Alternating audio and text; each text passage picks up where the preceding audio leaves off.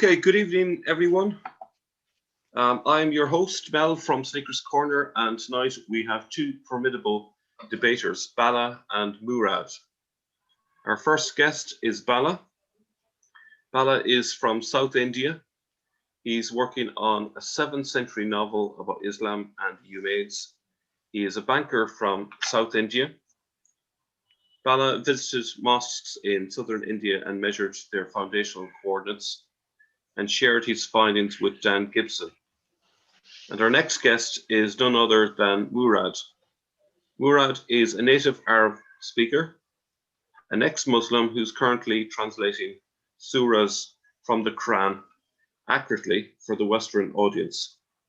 Murad is interested in what the Quran originally meant when it was in pure Aramaic form.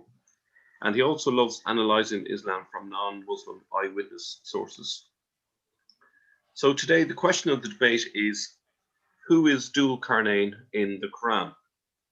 The Quranic character who supposedly built a wall trapping Gog and Magog.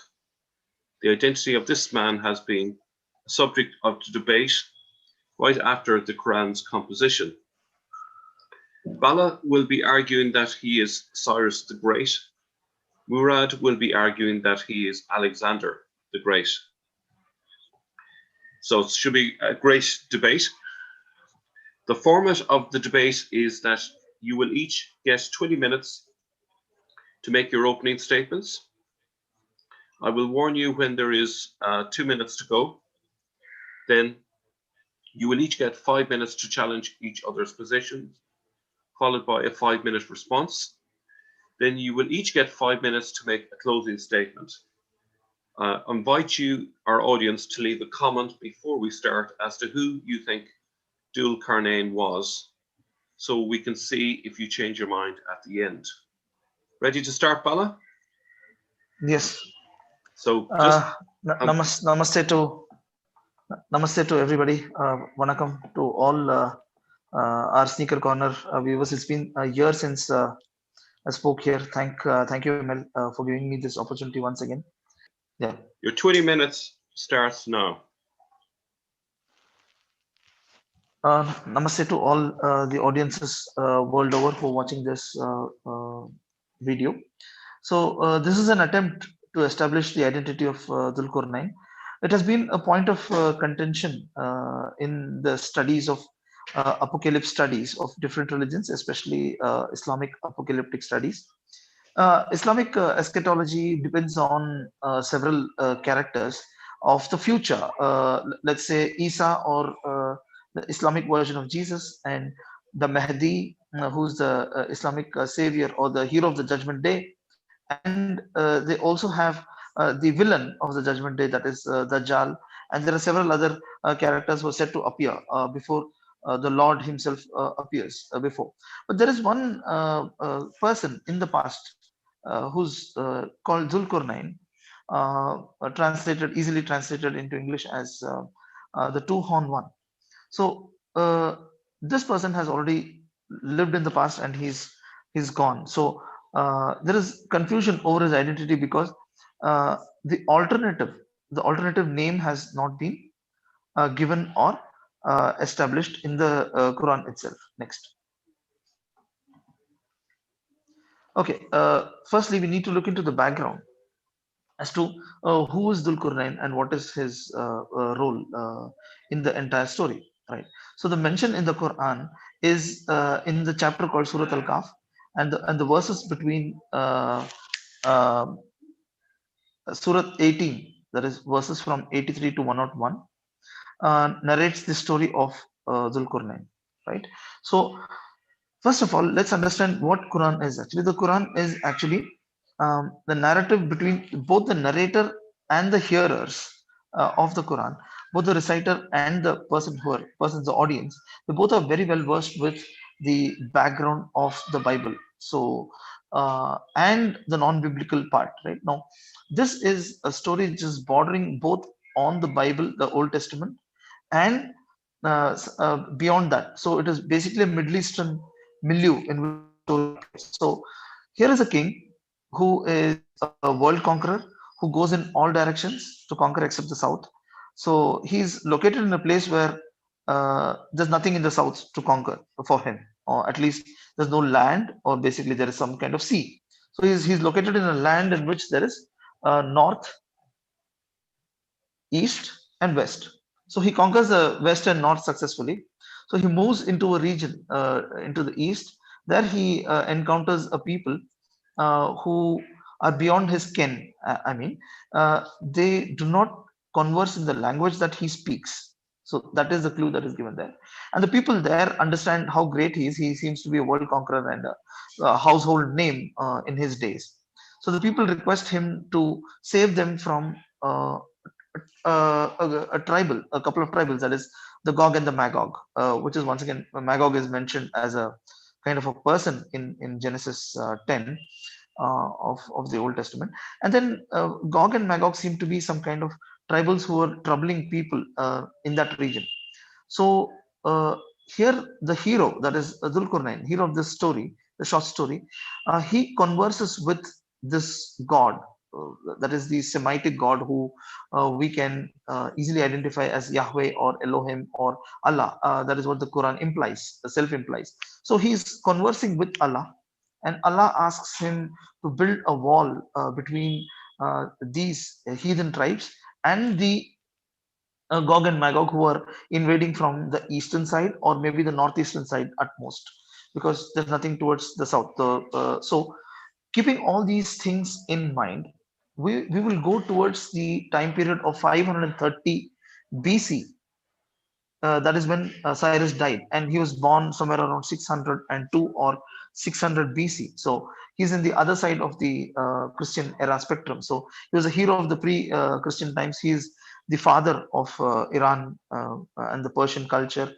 And let's look at the geography.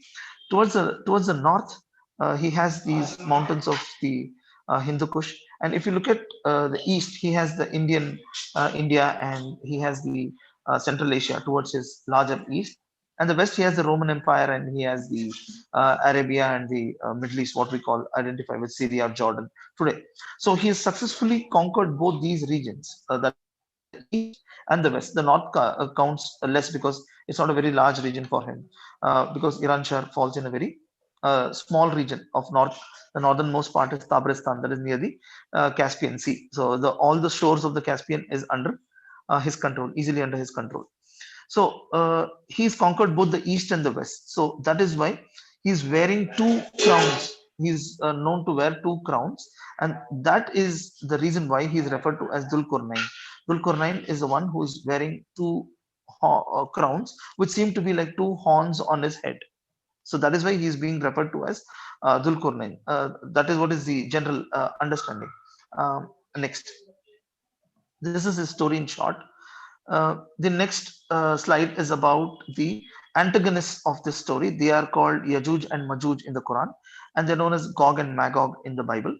They don't seem to be individuals. I already mentioned to you. They seem to be an offspring of, let's say, the Canaanites versus the Sethites kind of a context here.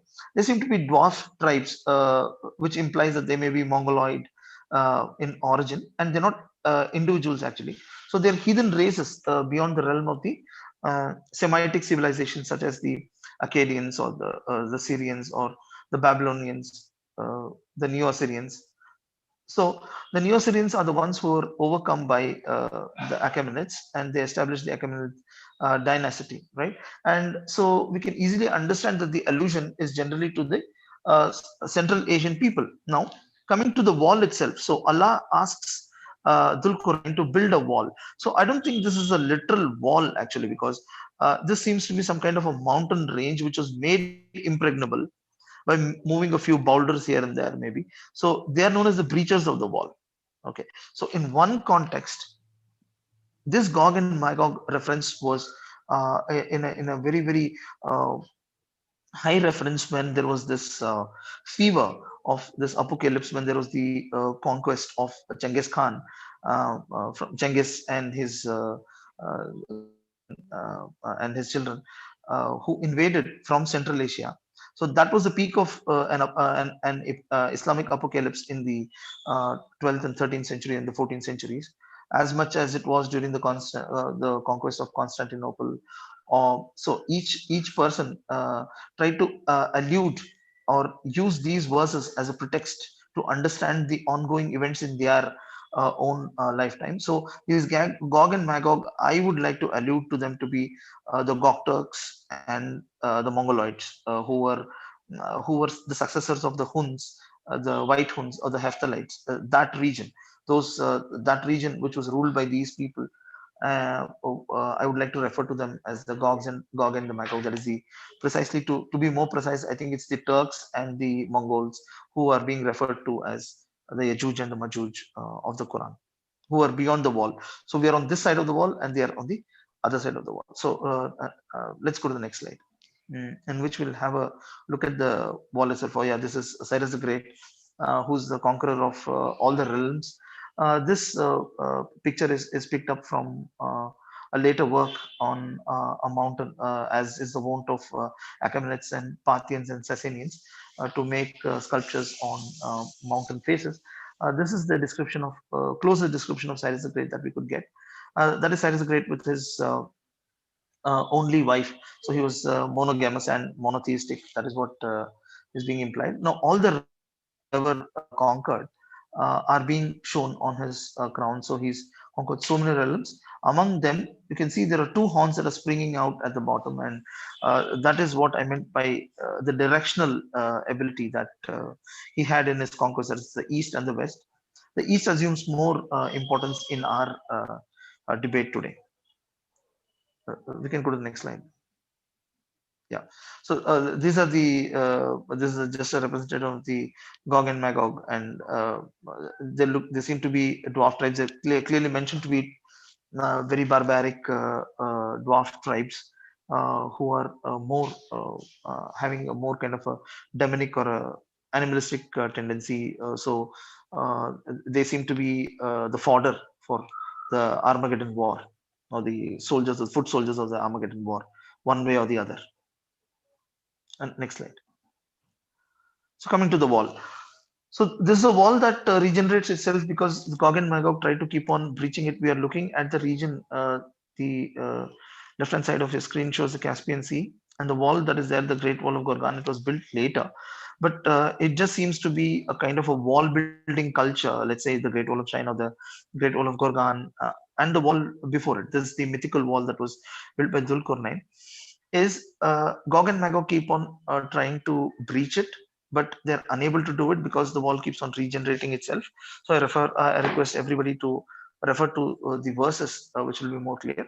The wall seems to be made of iron. The word iron is not literally iron, I feel, because there's no such iron wall that can be found by archaeologists in that region or anywhere in the world so far. So it seems to be a very strong wall. So that is what they mean by the word iron. Now, coming to the need of the wall, as I already told you, the Gog and Magog people, they don't seem to be some kind of settled tribes. They seem to be moving into all civilized regions for loot and for murder and massacre.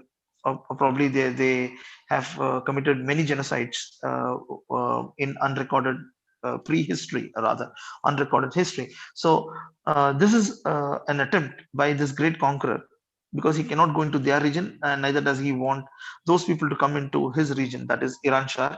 We already explained how Iran Shah is supposed to be a beautiful garden and all those things in the context of explaining what Faradis or paradise means.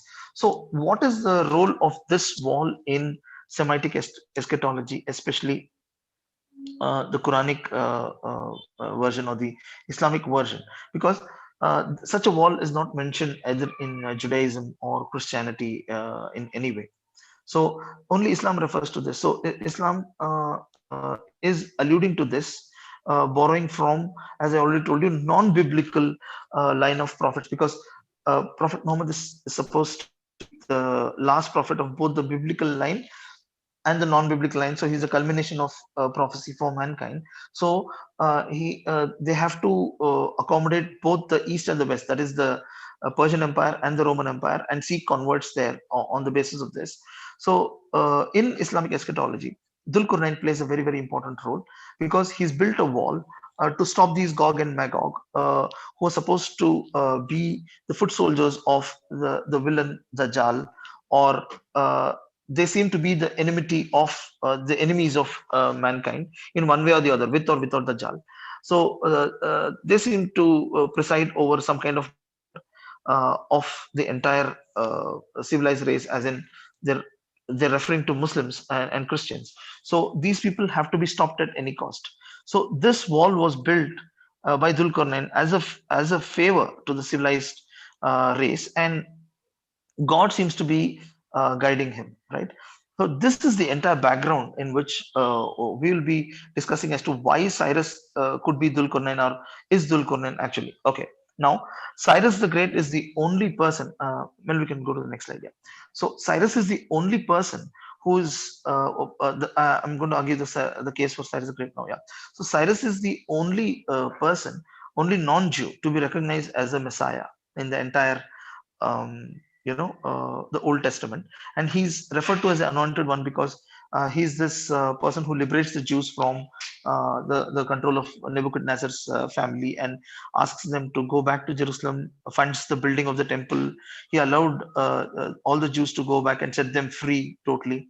He's liberated Iran from all the other thing, and he seems to be the worshipper of Marduk. Although Dr. Mary Boyce argues that he could have been Zoroastrian because his immediate successors like Darius and Xerxes seem to be very strict Zoroastrians, but there's no proof as such for Cyrus that he was a Zoroastrian. So, anyways, he was a monotheistic worshipper, and he was very, very tolerant and secular, and he's mentioned in the Bible 23 times and in different chapters and in different conquests, and he's remembered with great amount of gratitude and thankfulness by the people of the entire Middle East. He's looked upon as a hero. So he's known to have established the first world empire. That is, he's conquered all the three continents: Asia, Europe, and Africa. The Egypt part, actually, at least.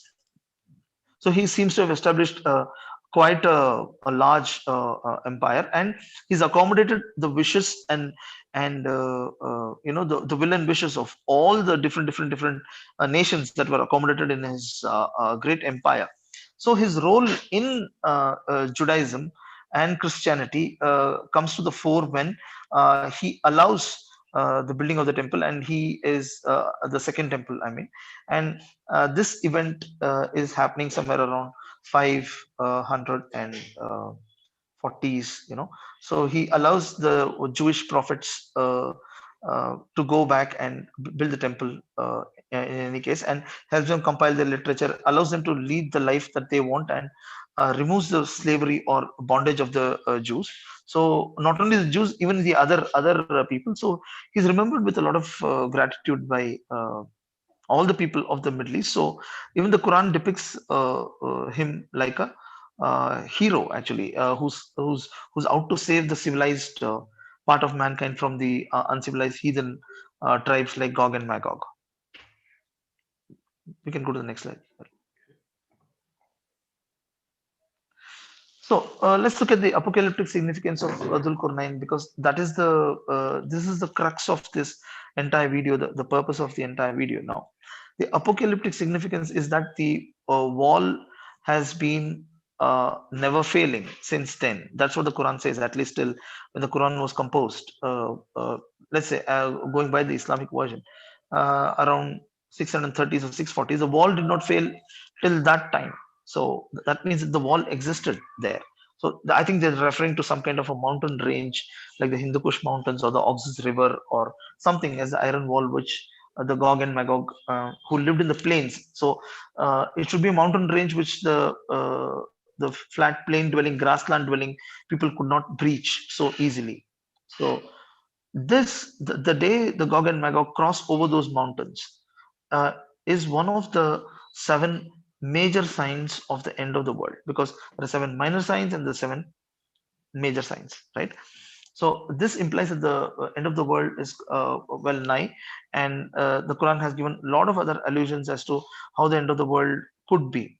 right? So the Armageddon war is set between the entire mankind is divided into two different groups. That is the righteous ones under Mahdi and Jesus, and the unrighteous ones under Dajjal and his followers and the nations which follow him. Now, the Judgment Day has Mahdi as its hero, but then the the larger eschatological matrix requires that the prophet Jesus and Mahdi, both these people and the government, the world government that they're going to establish just before the war breaks out, is that they're going to follow these ideal people, let's say like Moses, let's say like You have Dhul 2 minutes. You have 2 minutes to yeah, conclude. yeah. So they have these role models like Moses to follow. They have these set people like let's say like Ezra or Elijah or Daniel, and someone like Dhul Qarnayn. Dhul Qarnayn is someone that they have to emulate. So the hero of the Judgment Day is supposed to model himself after Dhul Qarnayn and save the good people from the bad people. Mel, can you go to the next slide, please? Yep. Yeah. That was the So last one. that was it. Yeah. So I like to make my concluding remarks that a good righteous king who's looked upon as a hero only could be a model to Mahdi, a model to all for all times to come, and that is Cyrus the Great, because he's the father of Iran and the larger Iranian context, or the Pax Iranica, what we say. So it has to be Cyrus the Great, who's referred to as Dhul Qarnayn. Thank you.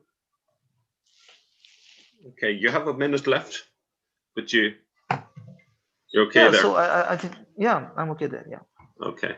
I think I've made my point in a rather very linear manner, but there are several other allusions and why he is the one. So I think I'll get my time after Murad speaks.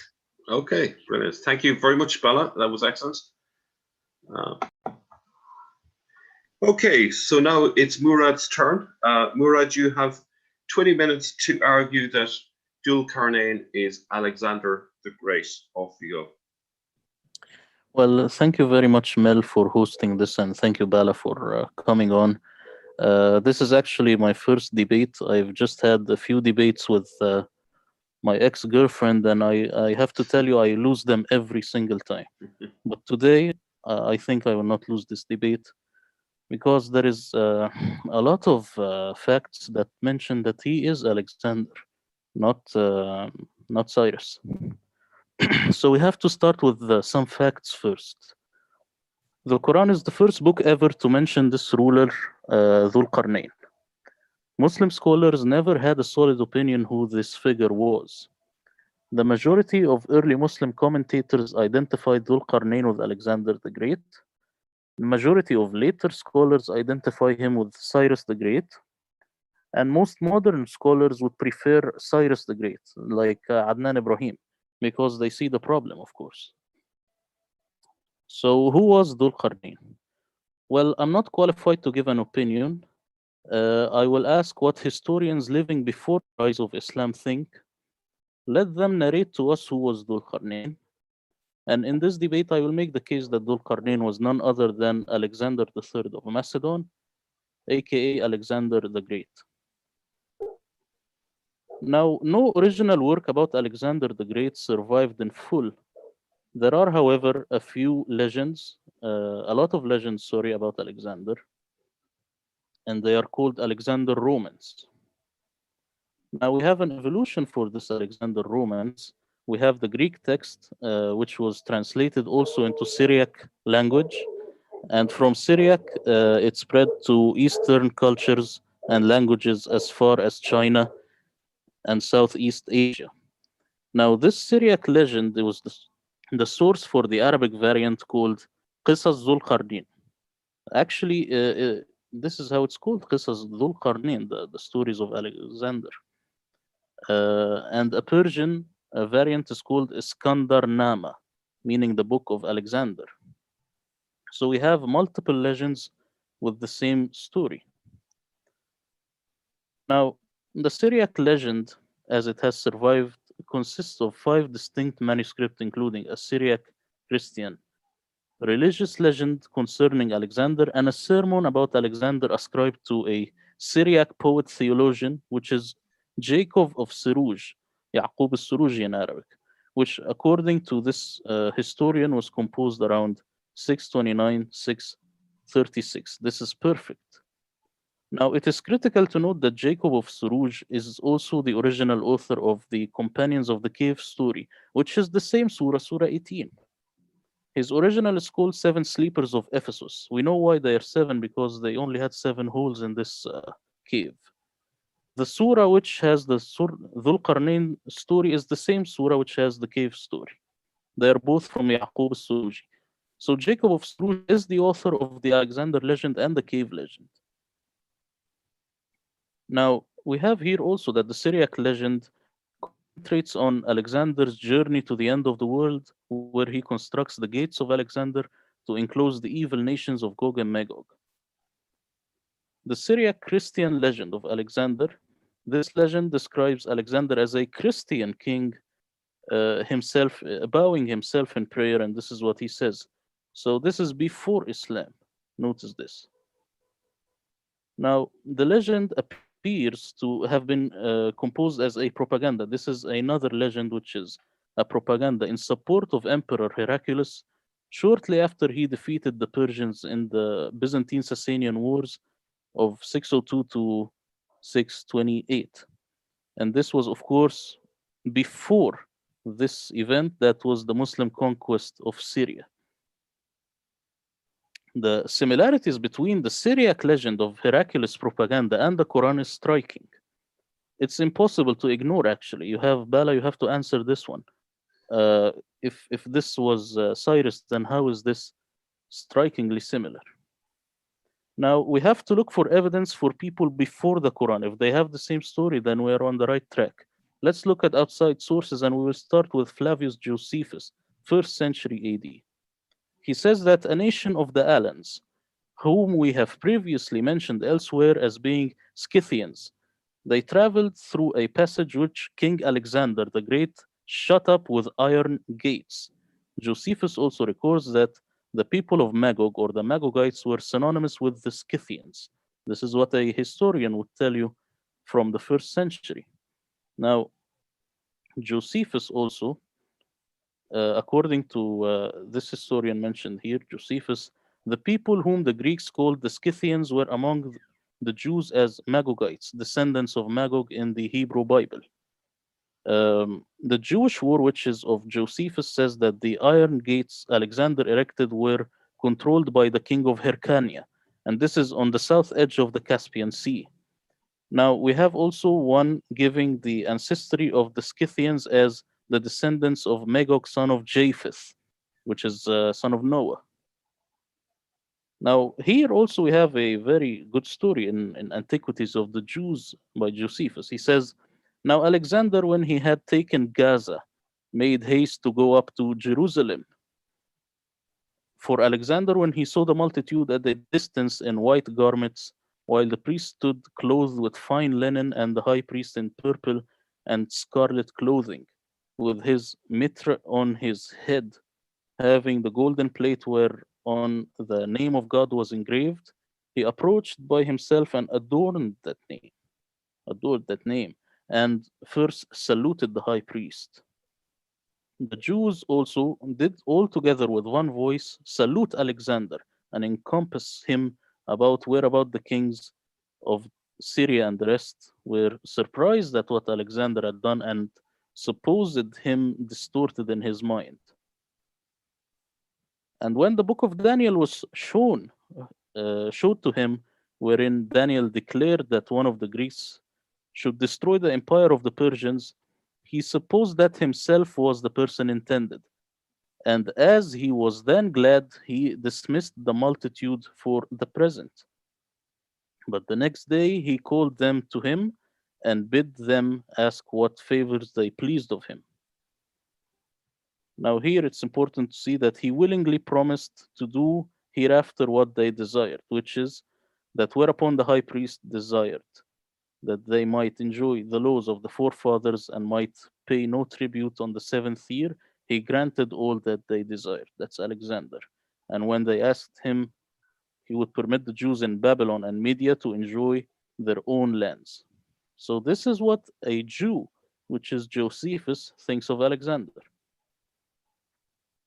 Now it continues and it says that so when Alexander and thus settled matters at Jerusalem, he led his army into the neighboring cities, and when all the inhabitants whom he came received him with great kindness, the Samaritans who had then Shechem for their metropolis, a city situated at Mount Gerizim and inhabited by apostates of the Jewish nations. Seeing that Alexander had so greatly honored the Jews, determined to profess themselves Jews. Okay, then we have another source here, again outside of the Islamic tradition, outside of the Quran and way before, Saint Jerome, and these are his dates. He says that here, similarly, Saint Jerome in his letter 77 mentions that the hordes of the Huns had poured forth from all the way from Matios and the Rud, where the gates of Alexander keep back the people behind the Caucasus. So here we have the gates of Alexander. Saint Jerome thinks of it not that it's some kind of a legend. He thinks that it is there. Now, in his commentary on Ezekiel, Jerome identifies the nations located beyond the Caucasus Mountain and near the lake Metios as Gog and Magog. Thus, the Gates of Alexander legend was combined with the legend of Gog and Magog from the book of Revelation. This is the first time you get it from Saint Jerome. Now, again, another source which is Procopius' History of the Wars, book 1, and it dated to the 6th century. It says that the Caspian Gates are a source of diplomatic conflict between the Byzantine and Sasanian Persians. He also says here, mentioning that they block the pass to the Huns for the benefit of both the Persians and the Byzantines and deserve to be compensated for their service. So here you have this this blocking wall, and it's active. There is also a Pahlavi version for this. So this is an Iranian version of the same story. Now, also we have this. This is the 4th book of the Chronicle of Fredegar. And it's original, it's in Latin. So this is not Syriac and it's not Pahlavi. This is something altogether different. And it's a Frankish source and it dates to the 650s. Now look what it says here. The story goes that the Saracens killed in this engagement 150,000 men. Then they sent deputation to Heraclius with an offer to send him the spoils of battle, but he would accept nothing because of his desire for vengeance on the Saracens. Now, he raised a great force throughout the imperial province and sent representatives to the Caspian Gates. So here it's active and it's there, which the Macedonian Alexander the Great has built of brass above the Caspian Sea and had shut to check invasion by the untamed barbarians living beyond the Caucasus. This is again a Frankish Latin source. Heraclius opened these gates. He ordered them to be opened. So they were there and they were opened. And through them poured 150 mercenary warriors to fight the Saracens. Now, this also is confirmed by a Gothic source, which is the origin and deeds of the Goths. And this is the number of the source. Now, we have also this is the Apocalypse of Pseudo-Methodius, an Alexandrian world chronicle, chapter 8, and it dates to the late 7th century. It says, for Philip, the father of Alexander, who was a Macedonian, he married this woman, daughter of king of Phol of Ethiopia, and he bore Alexander. So here we are talking about Alexander the Great. He went round the earth and went down as far as the dawn of the sea, country called Country of the Sun, where he saw unclean and ugly nations. These are the descendants of the sons of Japheth. So here you see he agrees with Josephus. Same story as the Quran, if you notice. Alexander saw these things done by them as hateful, and here he entreated God in prayer concerning them. Alexander looked at these things he feared lest they should somehow reach the Holy Land and pollute it with their abominable practices. So you see here, Alexander, at least even if it's a legend, we don't care. We just want to see what they thought of it. They saw him here as a person who is protecting the Holy Land. And there is neither a way in nor a way out for them from east to west, through which one might come in or out might go.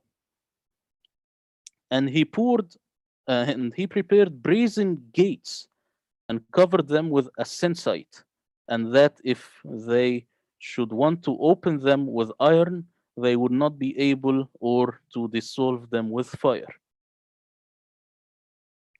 Now here he forced open gates such as these to make their escape. So the gates, they are just active. And here it says, in the end times, according to the prophecy of Ezekiel, says, in the last day of the consummation of the world, Gog and Magog, who are the nations of the kings which Alexander shored up in the extremities of the north, will come out into the land of Israel. And here it says, these are the 22 kings set under guard within the gates which Alexander fixed. So here they take it for granted in this source.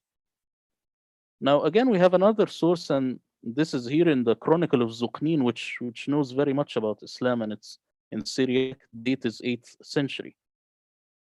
It says here that Maslama, this is under the Umayyads, invaded the gate of the land of the Turks. So we see here that these are the Turks now. Maslama tore down the gate of the land of the Turks because they waged the battle behind this gate. So this gate is active. This is not a myth. And also because they used to fortify themselves in it. Here, the gate of the land of the Turks, which had been built by Alexander of Macedonia to be destroyed. Again, this is not a legend. It used to be there, but then it got lost somehow. They went in and rebuilt the gate of the land of the Turks that had been torn down. Now we have another source, which is Armenian. It dates to the 8th century. Again, it says the same story. General Maslama sent him Caspian gates. The autocrat Emperor Marcian built this city and these towers with great expense and funds from his treasury. Sorry, this has nothing to do with it. What I want to see here is just the Caspian gates. You have it active here also. Now, did the story of Alexander make its way into the Quran after this incident? This is something that we can discuss later after the debate, but you have to be on my side first that Dhul Qarnayn was actually Alexander. Now we have numismatic evidence, and I will wrap up with this because this is highly important. Now Bala said that Cyrus, he had these two horns on his head, and it shows the east and the west. But actually, if you look at ancient Egyptian mythologies, you will find that it has the same thing. And it doesn't look like horns to me. Now, Alexander the Great was portrayed in his own time with horns, following the iconography of the Egyptian god Amun-Ra, his supposed divine father. Rams were a symbol of virility due to their rutting behavior. The horns of Amun may have represented the east and the west of the earth, and one of the titles of Amun was the two-horned. Now look at this. This is the ram of the Egyptian gods. Dhul Qarnayn literally means the two-horned one, and here are his two horns. Now this is a coin from Alexander the Great, and I want to see how will Bala respond to this. Here is a coin, here is the horn, here is a coin, here is the horn. Now, also we have before the Arabs, before Islam in the 2nd century BC, we have this drachma, silver coin depicting Alexander with ram horns, which used as a principal coinage in Arabia and were issued by an Arab ruler by the name of Ab'il, who ruled in the southeastern region of the Arabian Peninsula. Now we have evidence from the Quran also that the Quran actually sides with Rome. It says the Romans have been defeated in the nearest land, but they will triumph or they will defeat after in a few years. and the believers will be happy with this victory. Now, if you remember about Heraclius and his propaganda, which depicts him as the same as Alexander, you will find that this fits perfectly. Now, if we exegete this verse, we will find that yes, through this is called the Sasanian conquest of Jerusalem. It has been conquered. Then the Romans really did get it back in the Heraclius campaign of 622. You've got 2 minutes to conclude. Okay, so the last thing is that the Islamic tradition sides with Rome, not just the Quran. It claims that the companions of the Prophet sided with Rome since their faith was Abrahamic. So that's all I have, and then we will come to who built the gates, actually. Thank you. You want to stop there? Okay. Grand. Well done, both of you, gentlemen. Excellent. So this time around, we get to challenge each other. So, Bala, you have 5 minutes to make your challenge to Murad, and Murad, you will get 5 minutes to respond. Okay, over to Bala. Thank you. Okay. Thank you, Mel. Murad, it was a wonderful presentation, I must admit, and the sources that you've collected were good. I'm going to put my sources at the bottom in the comment section as is my habit. Okay, so here is a rebuttal.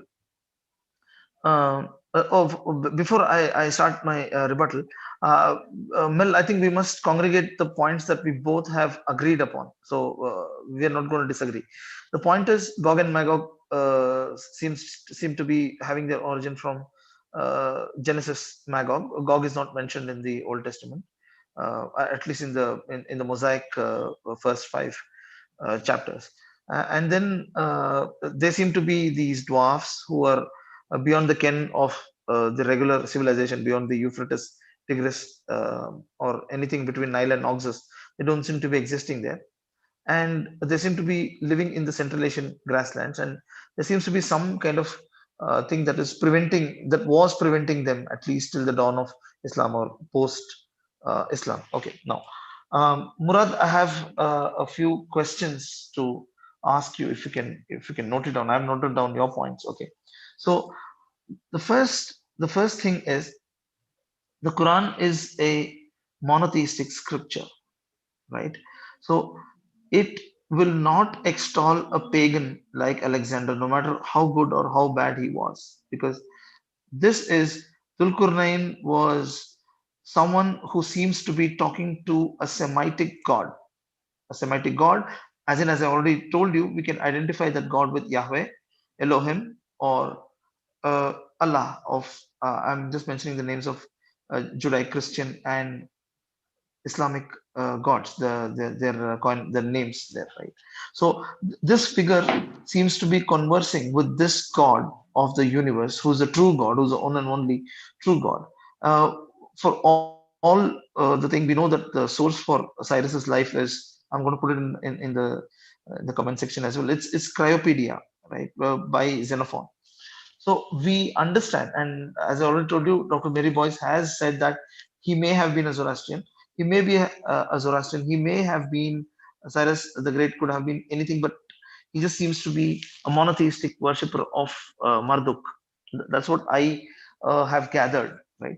So anyway, this true God, this one true God, is talking to him. So obviously, you don't expect the God of the Quran, the God of Islam, to be talking to a pagan and a polytheist like Alexander. You yourself have told me that he was being considered as a son of some deity.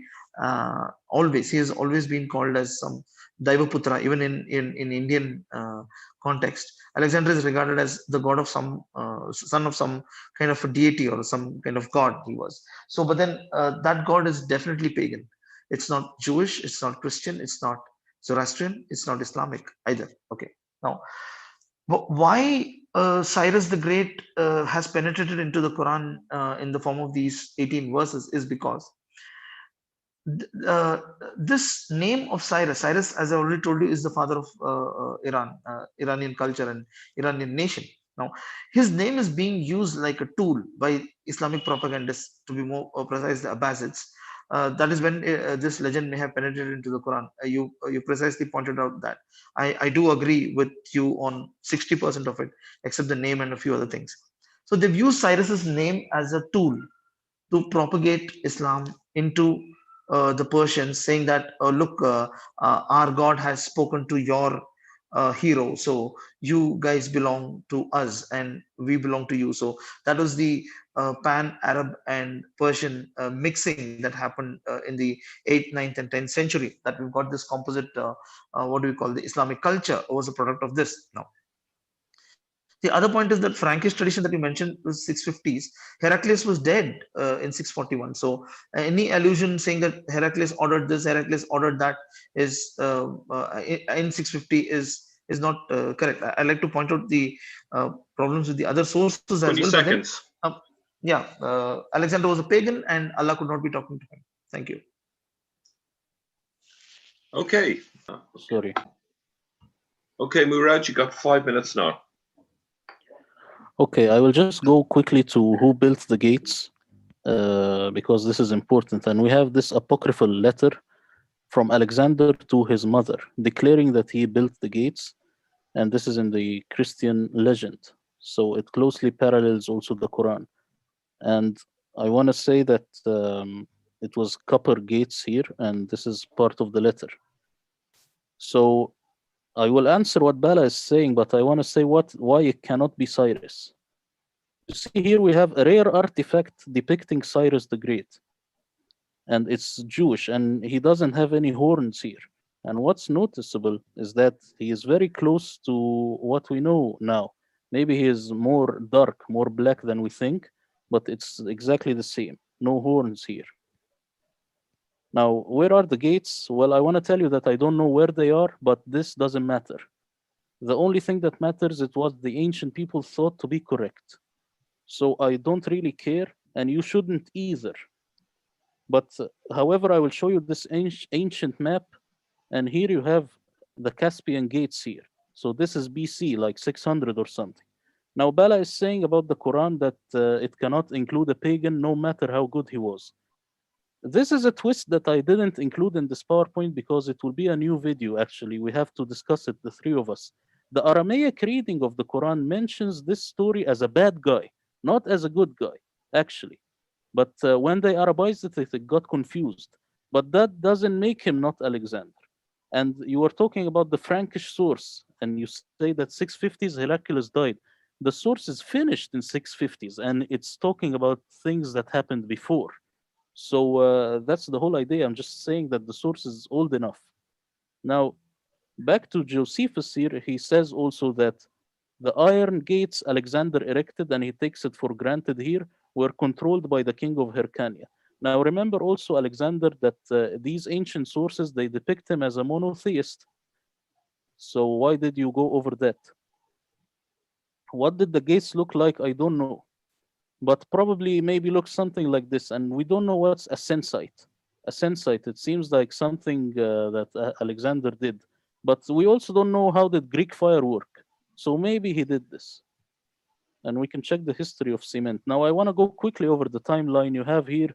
In the 4th century BC, you have this coin with the two horns. Then all the way to the 1st century, you have Alexander and the Iron Gates, Josephus. Then you have Gog and Magog, and plus the Iron Gates, 5th century, Saint Jerome. Then you have here also in this source it's mentioned here, and the Quran, it will be here in the 7th century if we accept the traditional date. Now, a note for Bala, I have no problem with your opinion that Dhul Qarnayn is Cyrus the Great. But remember that by doing so, you are going against a lot of historical literature, numismatic evidence, and philological evidence. Basically, you are going against all of this. So it's a good idea, but it's not backed up by history. And how will you encounter what I actually gave you in this presentation? And finally, this is just for fun. That's only if you now say that he was Alexander. Listen to this song, Alexander the Great by Iron Maiden, a great song. And that's all I have to say now. Thank you. You have 1 minute, 20 seconds. You don't want to use any of that time. Well, I will use that time to ask Bala, what other historical document that you have that ties Cyrus with the wall or Gog and Magog or the two horned one. Another thing, so not just going by that he thinks that it's logical. I want a historical document that predates Islam that says something like this. I got you a lot of documents. I want just one like this. Thank you. Okay. Now, Murad, you have 5 minutes to make your challenge to Bala, which you've already made a start of that. So your 5 minutes starts now. Okay. Okay, well, I will go over what Bala was saying, and we will maybe go a little into detail. He says that the Quran cannot include any pagan, no matter how good he was. Well, you see in these ancient sources, some people paint him as a monotheist, so they see him as some sort of a savior who will protect the Holy Land. So you have this in um, in Josephus some way or another, and you have it in the Christian literature some way or another. But as I'm telling you, the Aramaic reading of the Quran, and this comes from Professor Gabriel Sauma, the Quran misinterpreted, misread, mistranslated. He says that it says the opposite. He's talking about Alexander the Great, but as a bad guy. So don't do like this bad guy. So here it fits the bill. But then when it got Arabized, everyone got confused, even from the very first day, jurisprudence of Islam, they don't know. They never knew who this figure was. So the question is, why was he called the two horned ones? You know, it's just like a silly way of saying it. It's oral tradition, and they just heard it this way. Now, the only challenge that I have for Bala actually is who else in history says what he said? Who else before Islam has his same opinion or says that Cyrus the Great was once called Dhul Qarnayn, or why was he called this way? And where is the wall? And the most important question, actually, I will only ask one question. What will you do with all the evidence I presented you? What will you do with all of it? How will you skip it or ignore it? Are all these people wrong? How will you ignore all this evidence? That's all I have to say, and thank you. I will give my time to Bala. So over to you, Bala. You got 5 minutes. Okay. Um, the fact that we know that the word Cyrus is actually Khurush, and it has been roughly translated into Arabic as Quraysh, that is the tribe of Muhammad. So Cyrus is looked upon as a pan Middle East hero, whereas Alexander is looked upon as a villain. And we know the instance in which Alexander, when he conquers Persia, he asks his soldiers not to disrupt the tomb of Cyrus the Great. So we know that Cyrus the Great commands huge respect in the entire Middle East, even till this day, because in India, Cyrus is looked upon like a hero and Alexander is looked upon as a villain. So everywhere. So suddenly, so if we go by Murad's version and indeed accept that Alexander the Great was Dhul Qarnayn, it will be a huge mistake in the Quran that they have accepted pagan as a hero, albeit for 17 or 18 verses. The point of Josephus, see, Josephus was a Jew who got converted. He was a monotheist. He got converted into a polytheist. Went on into the Roman pagan religion. So he had to take their side. And the Romans were favorably disposed towards Alexander, and each of the Caesar or all the Ptolemies, they're trying to shape themselves after the Alexander's image. We know the Cyrus's tomb is almost intact. I mean, it is raided twice or thrice, but we don't have any evidence of where Alexander's tomb was. So that's the kind of respect both these figures command in their respective regions. And the other thing is, let me make it very, very clear to the audience here, and Murad also will agree, he also will agree. There is no archaeological evidence whatsoever for these gates or wall or anything. Just as I told you, my thing is that my contention is that it could have been the movement of a certain boulders or certain thing to block a few mountain paths or passes that they have, or some valleys have been shut down. But I have there's no evidence, archaeological evidence of any iron gate or anything whatsoever that was ever built there, because these people are talking about some kind of a natural barrier, I suppose. And the question of Maslama going them, breaking it down, rebuilding it, I think it was in the early 8th century, that because Maslama is uh, the brother of Walid, and the fourth son of Abdul Malik. So there's no such archaeological evidence or you know scriptural evidence that such a gate ever existed. Everybody's alluding to some gate. So it's like I call the path or the Khyber or the Bolan Pass as a pathway of these invaders into India. But that doesn't make it a road. That doesn't make it a highway. So it's some kind of a natural barrier that they're actually talking about. I think we understand that there's no archaeological evidence whatsoever. Now coming to the numismatic evidence, he's being shown like a god. He's not shown like some kind of a person who can talk to a god.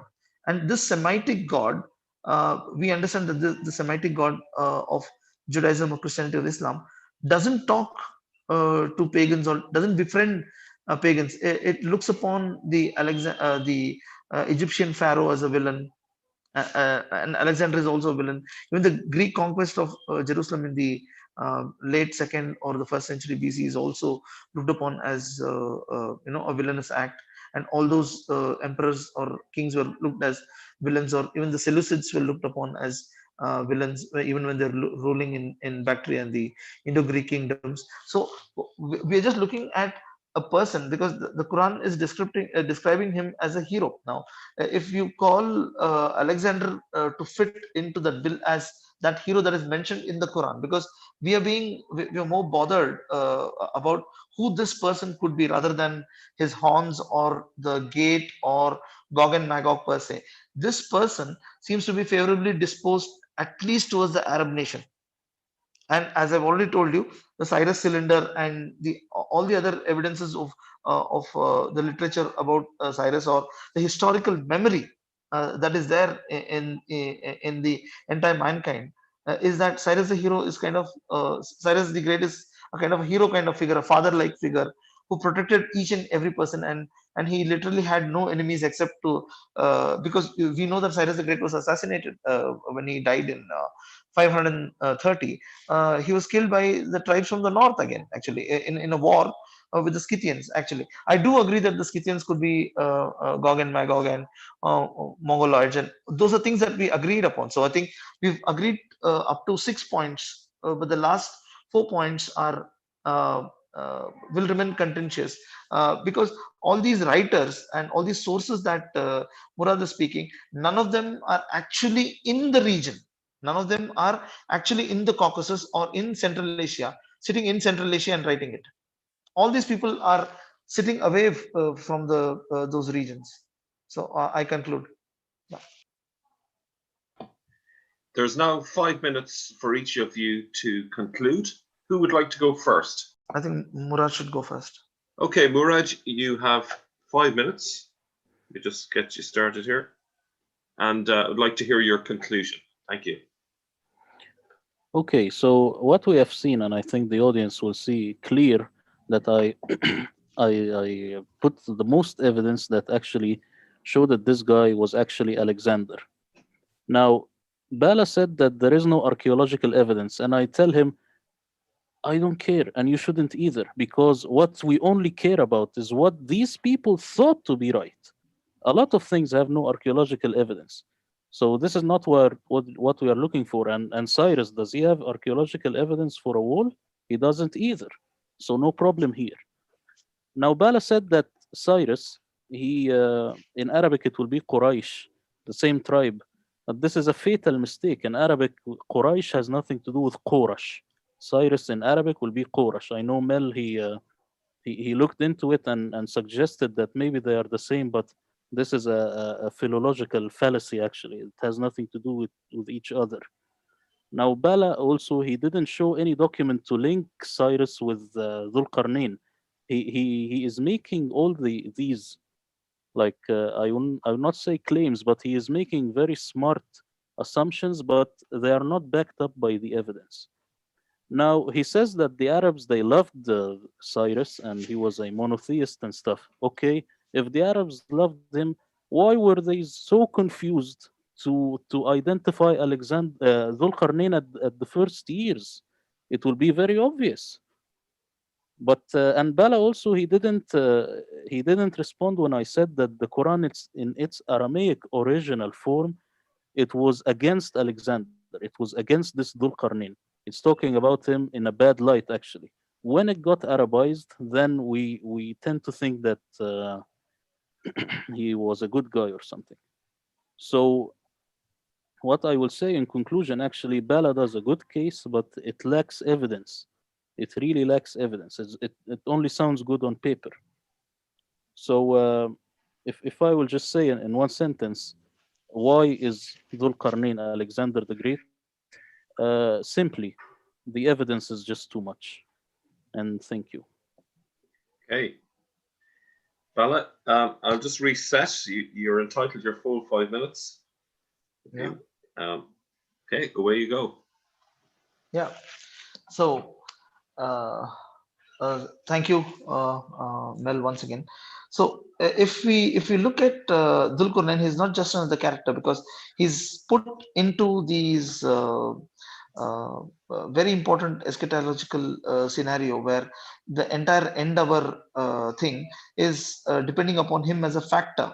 So, if the Quran is using Alexander, it should have used the name Sikandar or Iskandar instead of the name Dhul Qarnayn, right? That is one thing. And when he's saying that he was a villain first and then he was converted into a hero, I would ask him, what is the compulsion, what is the necessity or compulsion? All the historical sources that you stacked up, maybe I didn't look into the sources or something, and I'm making assumptions, but all my assumptions are backed by the logic of that time frame or that century. Cyrus, the allusion to Cyrus is later, like Murad's PPT says, but then it's a sound allusion.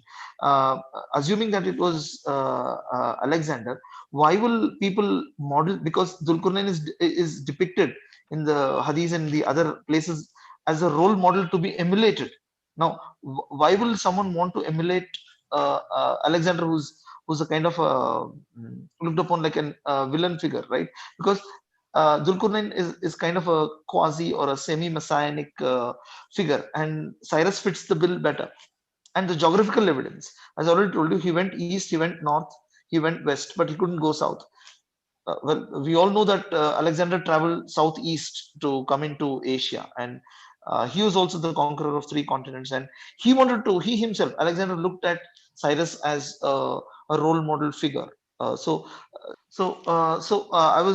arguing that placing someone right in the middle of the eschatological matrix of the final religion, as they assumed it to be, and awaiting for an apocalypse, right? So the archaeological evidence for the wall doesn't stack up. So that doesn't mean that the wall never existed, or it existed, or was it a gate, or was it a wall?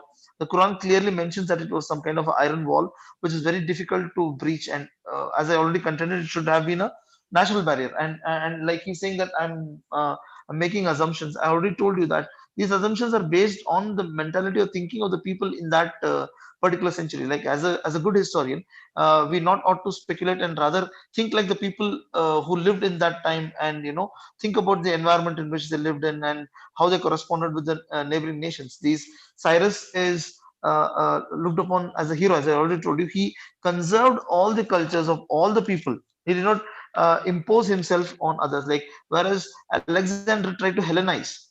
The Hellenic culture spread across Asia and Africa is because of him.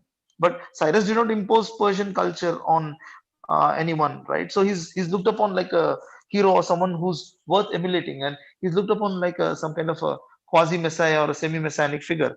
Whereas Alexander is right at the other end of the spectrum and looked upon as a villain. So he cannot be offered such an esteemed position either with the Umayyads or with the Abbasids, because if you consider that the Abbasids wrote the Quran, They didn't look upon him as a hero. If you think that the Abbasids have composed or compiled the Quran as we know it today, they couldn't have made Alexander the hero. But both of them they use Cyrus' name as a tool to convert people. So I think this story, the purpose of the creation of this Dhul Qarnayn story is not to deter people from Gog or Magog or ask people to go and search for the wall or build a wall or pull down a wall or create a gate or nothing like that.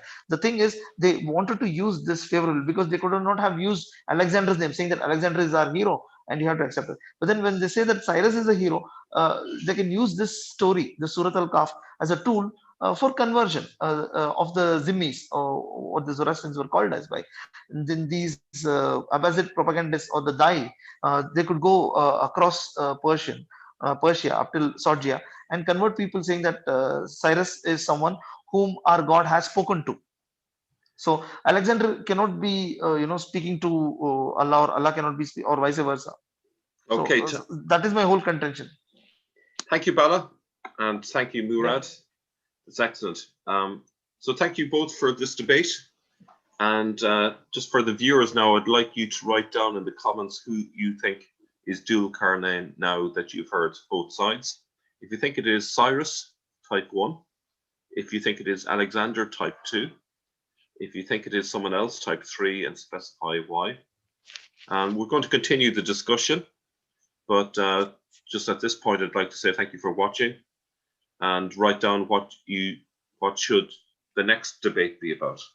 Okay, so back to you guys. Yeah.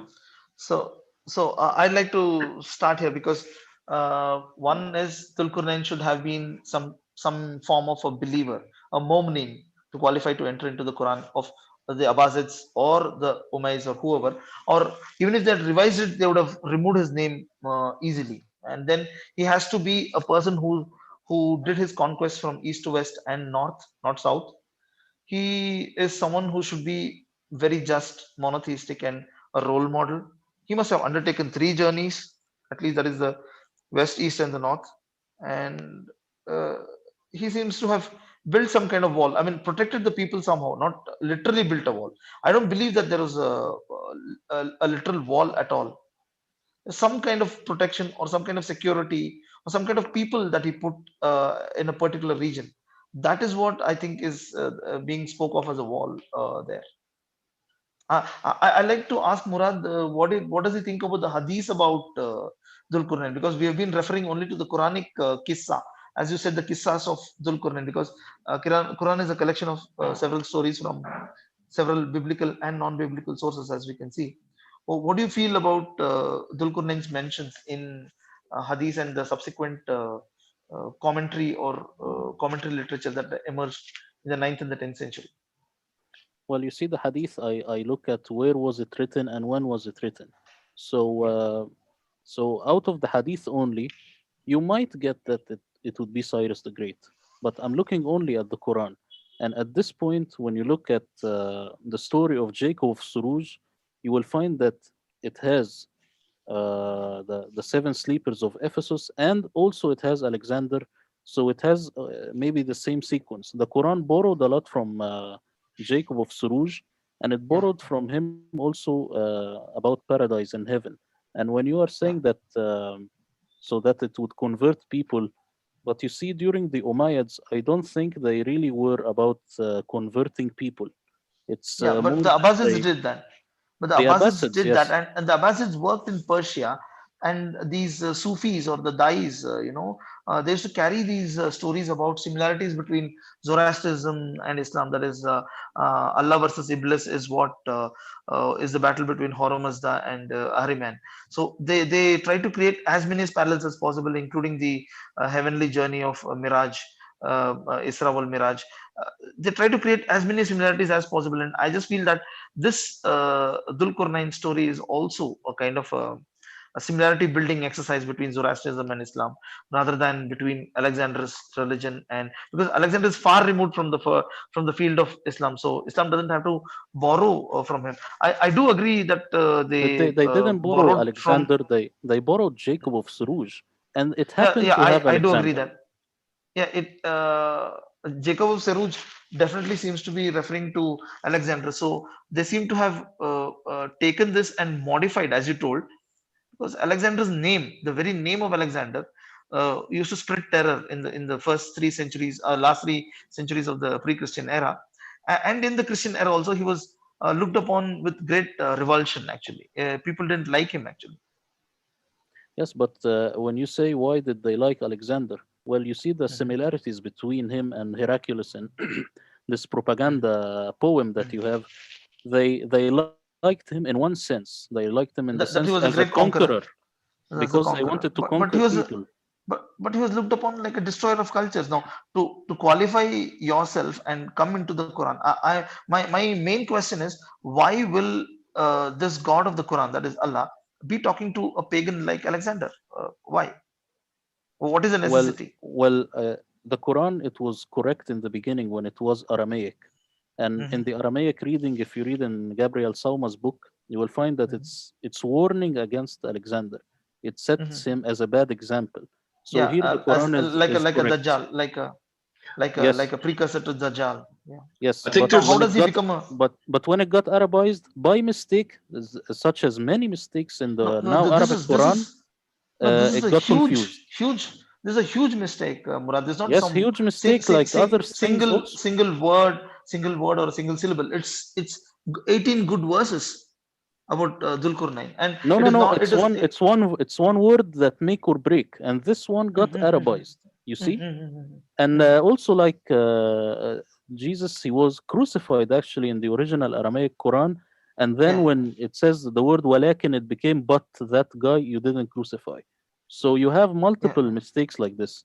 So you have to Okay. get back Okay. to the original Aramaic Quran, how it was Okay. written before Al Hajjaj added some words and added some dots and all that good stuff. So it will be The Alexander, then it got Murad. butchered. Murad, let's go to the geography part of it, because the place where Dhul stands is the end of civilization, and then the barbarians are living.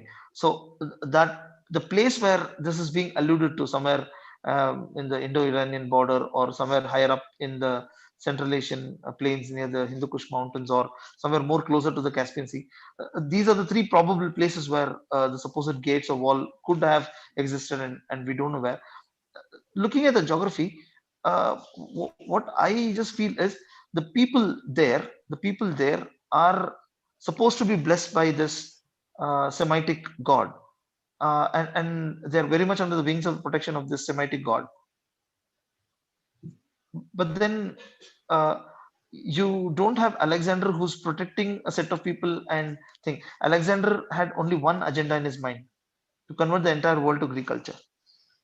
So you look at the geography, Alexander did not go to Central Asia. Alexander did not. He doesn't qualify at that in this geographical context, at least, because his journey was more linear, and he didn't make three journeys like the Quran is saying. And Cyrus did make three journeys. You know that, right?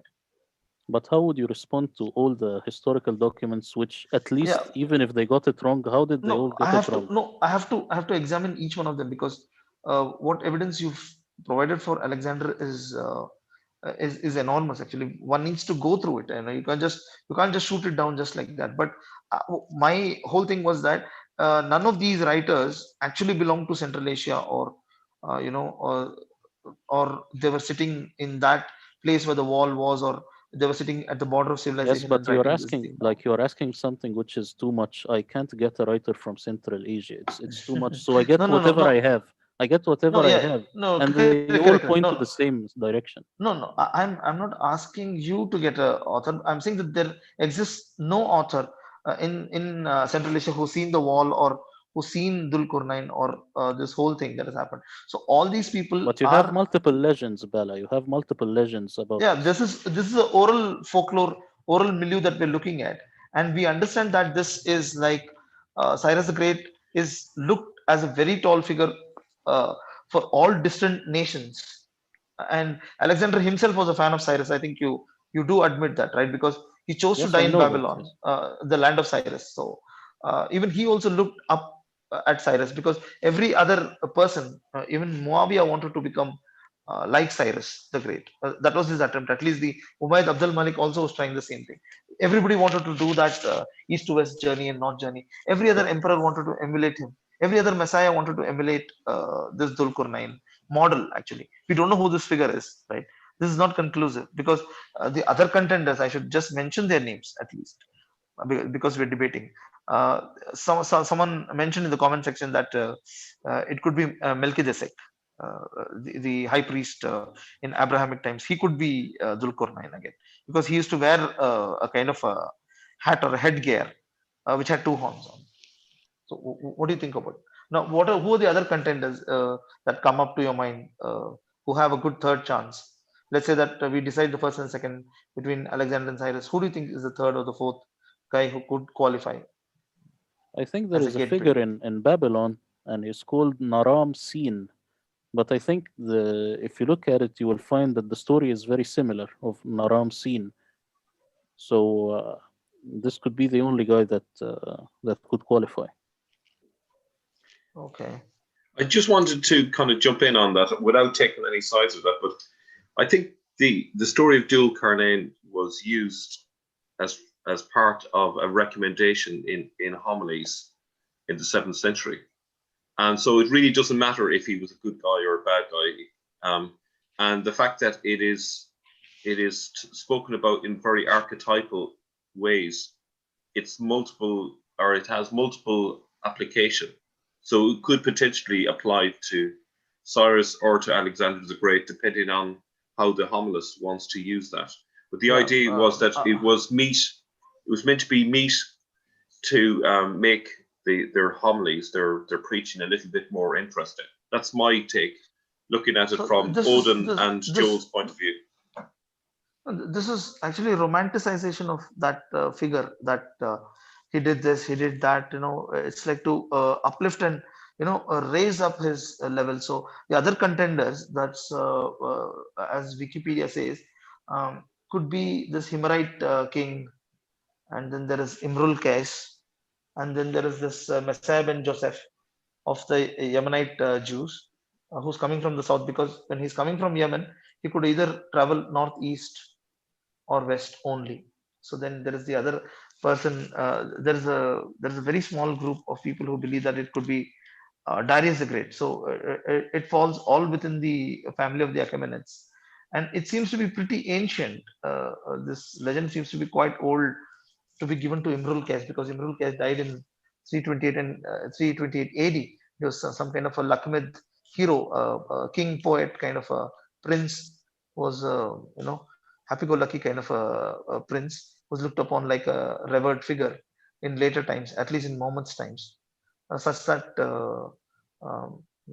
then who else comes to mind? Maybe this prophet Al-Qidr and Dhul Qarnayn meet each other in another sequence. Murad, have you heard of it? Have you heard of it? Al-Khidr? I know about Al-Khidr Al-Khidr, and Al-Khidr and Dhul Qarnayn actually meet each other in. No, I There's don't know this about that. legend. There is this legend which says that, as I already told you, it is Sab Sabdu Martid, that is the Arabian Himmerite king. He seems to have been Dhul Qarnayn. In that version, they both seem to have met. That is, Al-Qidr is a prophet. I think you know him, right? So Yes. he seems to have met him and advised him as to. It is this prophet king duo, because every prophet needs a king, and every ideal model king needs a prophet of it. Like Nehemiah was there with Cyrus, and combined both these figures into him, Yeah. because he was a king and he was a prophet. So Well, it's a culmination of all this. I tend to go with the easier explanation, actually, and I see that Alexander totally fits the bill. When you look at the oldest mention of these gates, where were they? They were in today's Russia, which is called the Darial Gorge. Now, if you look at these two mountains and imagine that these are the walls, you Walls. can build between these two mountains. You can build a gate. A boulder or something, yeah, something. Yes, You and put in the a back offset. you will have the Caspian Sea, so you will be trapped. Now, so this might be the explanation. But then Okay. later they made these other Like during the Sasanian times, they make these other walls which have nothing to do with Alexander. So it Alexander, might yeah. be this. I think there's No, probably a good time, good spot to wrap up, because we're Okay. hitting at an hour and a half, I think, at this stage. If that's okay Okay. with you both. Yes. Okay, so thank you, both of you, for the debate. Just a reminder our viewers to leave their comments below. Who do you agree with? Have you changed your mind? And if you think it's someone else other than Cyrus or Alexander, leave your comments and say why. So thank you for watching. Thank you, guys. Thank you. you. Thank you.